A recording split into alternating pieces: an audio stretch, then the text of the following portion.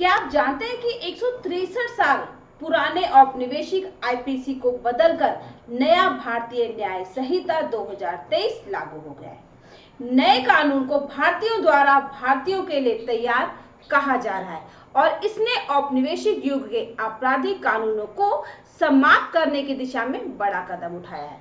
इस वीडियो में हम बीएनएस की धारा 1 को समझेंगे जो नई संहिता की नींव है। जानिए धारा क्यों जरूरी है और कैसे ये हमारे कानून के दायरे को परिभाषित करती है। हेलो एवरीवन, वेलकम टू ज्ञान अभियान। आज हम बात करेंगे भारतीय न्याय संहिता 2023 की धारा 1 के बारे में। यह हिस्सा कानून की आधारशिला है क्योंकि यह नई संहिता का नाम, लागू होने की तारीख, उसके दायरे को स्पष्ट करता है। हम जानेंगे कि यह संहिता कब से लागू होगी, किन लोगों और जगहों पर यह लागू होती है और किन नियमों से यह प्रभावित नहीं होगी। यह जानना हमारे लिए इसलिए महत्वपूर्ण है क्योंकि आईपीसी जैसा पुराना कानून बदल चुका है। तो जुड़े रहिए क्योंकि इस वीडियो में हम सरल और रोचक भाषा में धारा 1 की पूरी व्याख्या करेंगे। धारा 1 की सरल, स्पष्ट और रोचक व्याख्या। धारा 1 का शीर्षक है संक्षिप्त शीर्षक, प्रारंभ और विस्तार। यानी इस धारा में नए कानून का नाम, लागू होने की तारीख और इसकी व्यापकता बताई गई है। इसे अलग अलग उपधाराओं में बांटा गया है। उपधारा 1 संक्षिप्त शीर्षक। इस उपधारा में साफ लिखा गया कि इस अधिनियम को भारतीय न्याय संहिता 2023 कहा जाएगा। मतलब अभी से हम नए आपराधिक कानून को इसी नाम से बुलाएंगे। पहले जिसे भारतीय दंड संहिता कहते थे, अब उसका स्थान यह नई संहिता लेगी। उपधारा 2 लागू होने की तारीख। इसमें कहा गया कि यह संहिता उस तारीख से लागू होगी जब केंद्र सरकार इसे सरकारी राजपत्र में अधिसूचना के माध्यम से घोषित करेगी। यानी संसद ने कानून पारित कर तो दिया, लेकिन इसके नियम कानून तभी प्रभावी होंगे जब सरकार अधिसूचना जारी कर तारीख बताएगी। साथ ही अलग अलग प्रावधानों के लिए अलग अलग तारीखें भी निर्धारित की जा सकती है। उदाहरण के तौर पर हो सकता है अपराध पर नियम जुलाई से लागू हो और साक्ष्य पर नियम अक्टूबर से। यह सुविधा इसलिए ताकि आवश्यक तैयारियां हो सके।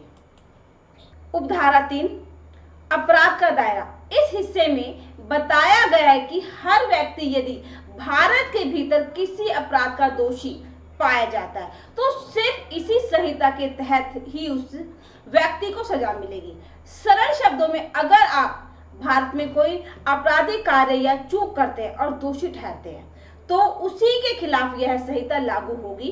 इसका अर्थ यह है कि अब एक व्यक्ति के लिए दो अलग कानूनों के तहत दंड संभव नहीं। किसी अपराध के लिए तो बीएनएस के तहत ही फैसला होगा, ना कि किसी पुराने कानून के तहत। यह प्रावधान कानूनी स्पष्टता प्रदान करता है ताकि कोई भी अपराध इस संहिता के दायरे से बाहर न जाए। उपधारा 4 विदेश में अपराध।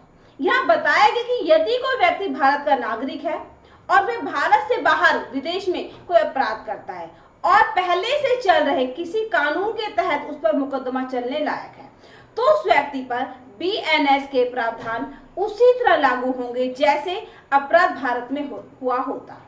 उदाहरण के लिए, यदि कोई भारतीय नागरिक विदेश में गलती से हत्या कर देता है और भारत का कोई कानून उसे उसी धारा पर सजा देने की अनुमति देता हो तो बीएनएस के तहत ही उसके खिलाफ कार्यवाही होगी, जैसा कि कृत्य भारत में हुआ। इस उपधारा से यह स्पष्ट होता है कि नया कानून अपराधियों को देश से बाहर भगाने का फायदा नहीं देगा। इसे विस्तार पूर्वक क्षेत्राधिकार कहा जाता है। उपधारा 5 अतिरिक्त क्षेत्राधिकार। यह सबसे महत्वपूर्ण और विस्तृत उपधारा है। इसके अंतर्गत 3 स्थितियां दी गई हैं जिनमें कोई भी व्यक्ति भारत के बाहर अपराध करे तब भी बीएनएस लागू होगा। पहली, भारतीय नागरिक द्वारा विदेश में अपराध। यदि कोई व्यक्ति भारत का नागरिक है और वह किसी भी देश में अपराध करता है तब भी वह बीएनएस के तहत आएगा। पहले भी ऐसे कानून थे लेकिन अब इसे स्पष्ट रूप से बीएनएस में शामिल किया गया है। दूसरा, भारतीय पंजीकृत जहाज विमान में अपराध। यदि कोई व्यक्ति किसी जहाज या हवाई जहाज पर है जिसे भारत में पंजीकृत किया गया है, चाहे वह जहाज या विमान भारत में कहीं भी हो, उस पर भी BNS लागू होगी। मतलब अगर आप किसी भारतीय जहाज पर अपराध करते हैं तो देश से बाहर भी आपको भारतीय कानून के तहत दंडित किया जा सकता है। विदेश में अपराध, भारतीय कंप्यूटर संसाधन, यह नया आयाम है। यदि कोई व्यक्ति विदेश से ऐसा अपराध करता है जो भारत में स्थित कंप्यूटर संसाधन जैसे सर्वर या डाटा सेंटर को निशाना बनाता है, तब भी BNS लागू होगी। उदाहरण, कोई विदेशी हैकर भारत के बैंक के सर्वर में सेंध लगाने की कोशिश करता है तो उस पर भी भारतीय कानून से कार्रवाई हो सकती है। इन 3 श्रेणियों से साफ होता है कि BNS अब और भी व्यापक दायरे वाला कानून है जो भारतीयों के लिए दुनिया भर को क्षेत्र मानता है। स्पष्टीकरण उपधारा 5 के अंतर्गत यह कहता है कि इस धारा में अपराध में वो सभी कृत्य शामिल हैं जो भारत के बाहर किए गए हों और यदि भारत में किए जाते तो दंडनीय होते। यानी अगर कोई कृत्य भारत में अपराध होता तो बाहर किए जाने पर भी अपराध माना जाएगा। रूपांतरण उदाहरण में कहा गया है कि यदि A नाम का व्यक्ति भारत का नागरिक और भारत के बाहर कहीं हत्या करता है तो उसे भारत में ही जिस भी स्थान पर पकड़ा जाए वहां हत्या का मुकदमा चलाया जाएगा। यह उदाहरण पाठकों दर्शकों को उपधारा 5 के प्रभाव को समझाने के लिए है। उपधारा 6 बचत खंड। आखिरी उपधारा बताती है कि इस संहिता का कोई भी प्रावधान भारत सरकार की सेवा में अधिकारी, सैनिक, नाविक या वायु सैनिक के विद्रोह और त्याग के लिए बनाए गए या किसी विशेष स्थानीय कानून के प्रावधान को प्रभावित नहीं करेगा। सरल भाषा में ये कहता है कि अगर कोई खास कानून पहले से ही आर्मी या पुलिस में विद्रोह डिफेक्शन के लिए सजा देता है तो नया संहिता उन प्रावधानों को नहीं बदलेगा। साथ ही जो भी कोई विशेष स्थानीय कानून पहले से लागू है जैसे राज्य स्तर के लिए खास कानून, उसे भी नया संहिता छू नहीं पाएगा। यह इसलिए जरूरी है ताकि नए संहिता के प्रभाव से देश की सुरक्षा व्यवस्था या स्थानीय कानूनी व्यवस्थाएं अछूती रहें। धारा 1 का महत्व। धारा 1 संहिता की नींव है। इससे यह पता चलता है कि पूरे देश में नया कानून कब से और कैसे लागू होगा। यह बताते कि कौन कौन से इस संहिता के तहत अपराधी माना जाएगा, भले ही वह विदेश में हो या भारत में।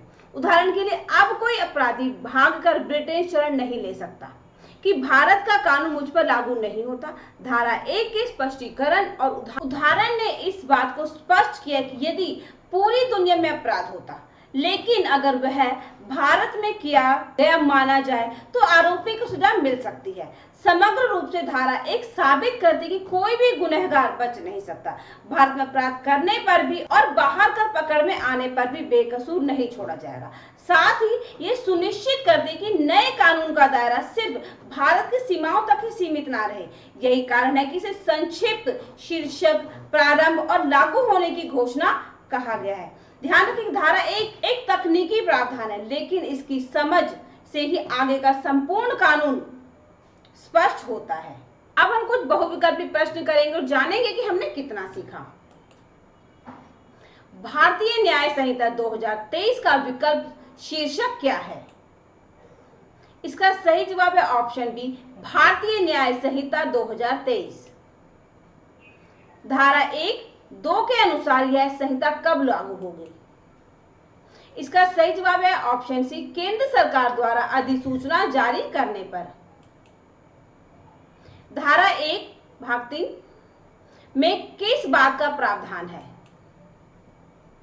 इसका सही जवाब है ऑप्शन सी, भारत में दोषी पाए गए व्यक्ति को केवल इस संहिता के तहत ही दंडनीय माना जाएगा। धारा 1(4) के अनुसार यदि कोई भारतीय नागरिक भारत से बाहर अपराध कर दोषी पाया जाता है तो उसे कैसे निपटाया जाएगा?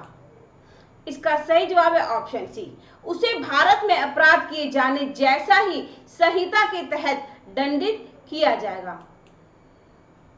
धारा 1(5) में निम्नलिखित में से कौन सा अपराध BNS के दायरे में नहीं आता? इसका सही जवाब है ऑप्शन डी, कोई व्यक्ति विदेश में अपराध करता है और उसके लिए स्थानीय कानून में मुकदमा चलने लायक नहीं है। निम्नलिखित में से कौन सा विधान धारा 1 भाग 6 में उल्लेखित है? इसका सही जवाब है ऑप्शन बी। कोई विशेष या स्थानीय कानून इस संहिता से प्रभावित नहीं होगा। धारा 1 के स्पष्टीकरण के अनुसार अपराध शब्द में क्या शामिल है? इसका सही जवाब है ऑप्शन सी। भारत के बाहर किया गया वह कृत्य जो भारत में किया जाए तो दंडनीय होगा। यदि ए जो भारत का नागरिक है भारत से बाहर हत्या करता है तो उसे क्या होगा? इसका सही जवाब है ऑप्शन बी।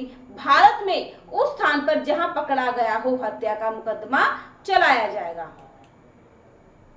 धारा 1 के अनुसार भारत में सशस्त्र बलों की विद्रोह की सजा संबंधी कानूनों पर नया संहिता का क्या प्रभाव डालेगा? इसका सही जवाब है ऑप्शन सी। उस पर कोई असर नहीं डालेगा।